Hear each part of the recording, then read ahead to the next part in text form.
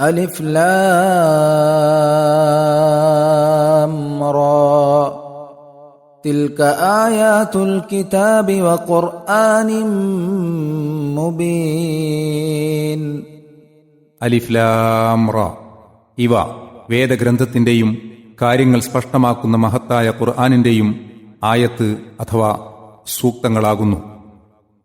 ربما يود الذين كفروا لو كانوا مسلمين. ചിലപ്പോഴൊക്കെ അവിശ്വാസികൾ കൊതിച്ചുപോകും, തങ്ങൾ മുസ്ലിങ്ങൾ അഥവാ അള്ളാഹുവിന് കീഴൊതുങ്ങിയവർ ആയിരുന്നെങ്കിൽ കൊള്ളാമായിരുന്നു എന്ന്. ذرهم يأكلوا ويتمتعوا ويلههم الأمل فسوف يعلمون. നബിയെ, അവരെ വിട്ടേക്കുക.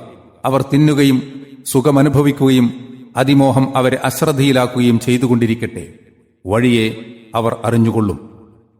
റുബമ എന്നും റുബ്ബമ എന്നും ഇവിടെ വായിക്കപ്പെട്ടിട്ടുണ്ട്. അർത്ഥം രണ്ടായാലും ഒന്നുതന്നെ. ചിലപ്പോൾ, ഒരുപക്ഷേ, ഒരു വേള എന്നിങ്ങനെ അല്പത്വത്തെ കുറിക്കുന്നതാണ് ആ പദം. ചിലപ്പോൾ സന്ദർഭമനുസരിച്ച് ആധിക്യത്തെ സൂചിപ്പിച്ചും അത് ഉപയോഗിക്കപ്പെടാറുണ്ട്. പതിവായി ഒരാളുടെ സഹായത്തെ ആശ്രയിച്ചു വരുന്ന ഒരു മനുഷ്യന്റെ നന്ദികേടിനെക്കുറിച്ച് പറയുമ്പോൾ, നീ ചിലപ്പോൾ എന്റെ സഹായത്തിനു വേണ്ടി വന്നേക്കും എന്ന് അയാൾ പറയുമ്പോൾ, നിനക്ക് എന്റെ സഹായം എപ്പോഴും ആവശ്യമായിരിക്കുമെന്നാണല്ലോ അതിന്റെ താൽപ്പര്യം. അതുപോലെ അവിശ്വാസികൾ ഇപ്പോൾ നിഷേധത്തിന്റെ മർക്കടമുഷ്ടിയിൽ തന്നെയാണുള്ളതെങ്കിലും വഴിയെ അവർ തങ്ങൾ മുസ്ലിങ്ങളായി സത്യവിശ്വാസം സ്വീകരിച്ചിരുന്നെങ്കിൽ നന്നായേനെ എന്ന് പലപ്പോഴും കൊതിച്ചു പോവുക തന്നെ ചെയ്യും. ഉപദേശങ്ങളും ദൃഷ്ടാന്തങ്ങളും വിലവെക്കാത്ത അവർ തൽക്കാലം അവരുടെ സുഖസൗകര്യങ്ങളിലും വ്യാമോഹങ്ങളിലും സ്വൈരവിഹാരം കൊള്ളട്ടെ.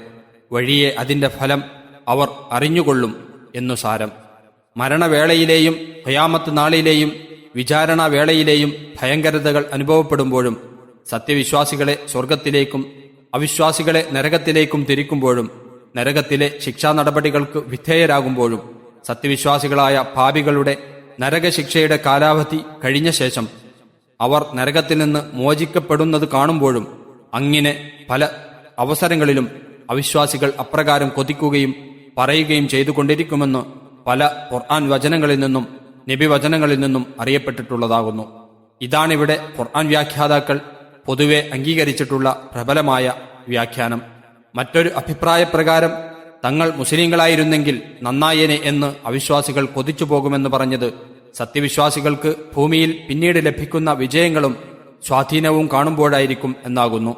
ഈ അഭിപ്രായപ്രകാരം ഇസ്ലാമിന് വിജയവും സ്വാധീനവും വർദ്ധിച്ചുകൊണ്ടിരിക്കുന്ന ആദ്യകാലത്തെ അവിശ്വാസികളെ സംബന്ധിച്ചാണ് ഈ പ്രസ്താവന എന്ന് വെക്കേണ്ടി വരുന്നതാണ്.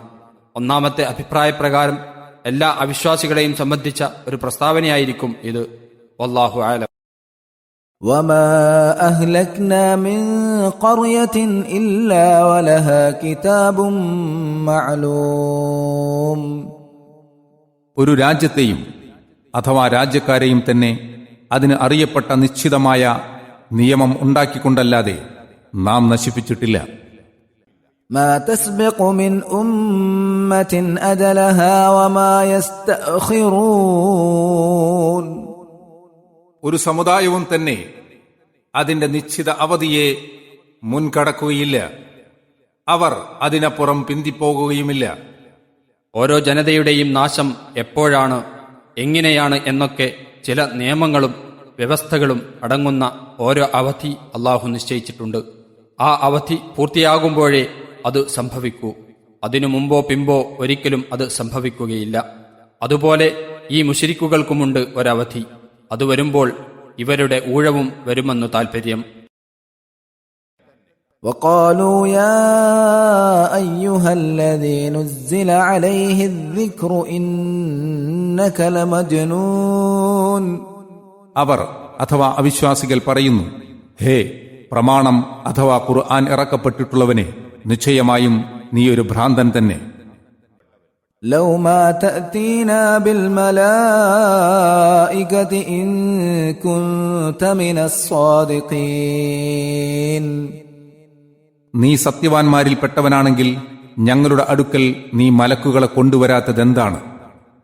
ദിക്ർ എന്ന വാക്കിന് സന്ദർഭം പോലെ സ്മരണ, പ്രമാണം, കീർത്തി, പ്രസ്താവന എന്നൊക്കെ അർത്ഥം കൽപ്പിക്കാം. പ്രമാണം എന്ന അർത്ഥത്തിലാണ് ഇവിടെ അതുള്ളത്. അതിനോട് അൽ എന്ന അവ്യയം ചേർത്ത് അദ്ദിക്ർ എന്ന് പറയുമ്പോൾ അതൊരു പ്രത്യേക പ്രമാണത്തെ ഉദ്ദേശിച്ചായിരിക്കും പറയപ്പെട്ടിരിക്കുക. നബി സല്ലല്ലാഹു അലൈഹി വസല്ലമ തിരുമേനിയുമായി ബന്ധപ്പെടുത്തി പറഞ്ഞിരിക്കൊണ്ട് ഇവിടെ അതുകൊണ്ടുള്ള വിവക്ഷ ഖുർആനാണെന്ന് വ്യക്തമാകുന്നു. താഴെ 9-ാം വചനത്തിന്റെയും സൂറത്തുൻ നഹൽ 43, 44 എന്നീ വചനങ്ങളുടെയും വ്യാഖ്യാനങ്ങളിൽ നിന്ന് ഈ വാക്കിന്റെ ഉദ്ദേശ്യം കൂടുതൽ വ്യക്തമാകുന്നതാണ്. നബി സല്ലല്ലാഹു അലൈഹി വസല്ലമയെക്കുറിച്ച് ഭ്രാന്തൻ എന്ന അവരുടെ ആരോപണത്തിന് കാരണം ഖുർആൻ മുഖേന നബി സല്ലല്ലാഹു അലൈഹി വസല്ലമ പ്രബോധനം ചെയ്യുന്ന തത്വങ്ങളിൽ അവർക്കുള്ള പ്രതിഷേധവും നിഷേധവുമല്ലാതെ മറ്റൊന്നുമല്ലെന്ന് സ്പഷ്ടം തന്നെ. മൂസ അലൈഹിസ്സലാം നബിയുടെ ഒരു പ്രസ്താവനക്ക് പ്രത്യുത്തരം പറയുവാൻ കഴിയാതെ വന്നപ്പോൾ ജനങ്ങളെ അഭിമുഖീകരിച്ചുകൊണ്ട് ഫിർഔൻ പറയുകയുണ്ടായി, നിങ്ങളിലേക്ക് അയക്കപ്പെട്ടിട്ടുള്ള നിങ്ങളുടെ ഈ റസൂൽ ഒരു ഭ്രാന്തൻ തന്നെയാണ് എന്ന്. അദ്ധ്യായം 26 വചനം 27. അതുപോലെ നബി സല്ലല്ലാഹു അലൈഹി വസല്ലമയെ ന്യായം കൊണ്ട് തോൽപ്പിക്കുവാൻ കഴിയാത്തതുകൊണ്ട് മുശ്രിക്കുകളും നബി സല്ലല്ലാഹു അലൈഹി വസല്ലമയെക്കുറിച്ച് പറഞ്ഞ ഒരു ഭ്രാന്തൻ വാക്കു മാത്രമാണത്. അതിന് നേർക്കുനേരെ ഒരു മറുപടിയും പറയേണ്ടതായിട്ടില്ല.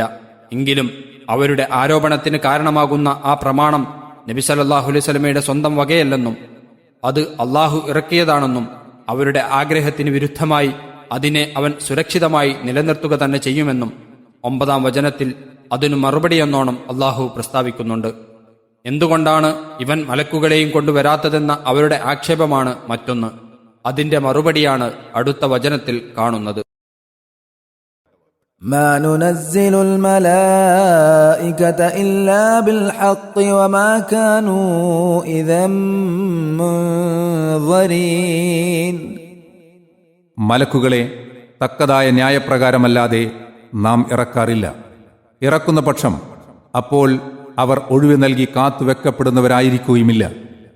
ഇവർ ആവശ്യപ്പെടുമ്പോഴേക്കും മലക്കുകളെ ഇറക്കുവാൻ പോകുന്നില്ല. ന്യായമായ ചില കാരണങ്ങളും സന്ദർഭങ്ങളുമൊക്കെ അതിനുണ്ട്. ഒരു കാര്യം അവർ ഓർത്തിരിക്കട്ടെ, അങ്ങനെ സംഭവിക്കുന്ന പക്ഷം അപ്പോൾ അവർക്ക് ഒഴിവ് കിട്ടി രക്ഷപ്പെടാമെന്ന് അവർ വ്യാമോഹിക്കണ്ട എന്നു സാരം. ഖുർആന്റെ നേരെയുള്ള വെറുപ്പിൽ നിന്നും അമർഷത്തിൽ നിന്നുമാണല്ലോ ഇവരുടെ ഈ ധിക്കാരങ്ങളൊക്കെ ഉത്ഭവിക്കുന്നത്. അതുകൊണ്ടൊന്നും ഖുർആൻ പിൻവലിക്കപ്പെടുകയോ അതിനു വല്ല ഹാനിയും സംഭവിക്കുകയോ ചെയ്യുകയില്ലെന്ന് അള്ളാഹു ഉറപ്പിച്ചു പറയുന്നു.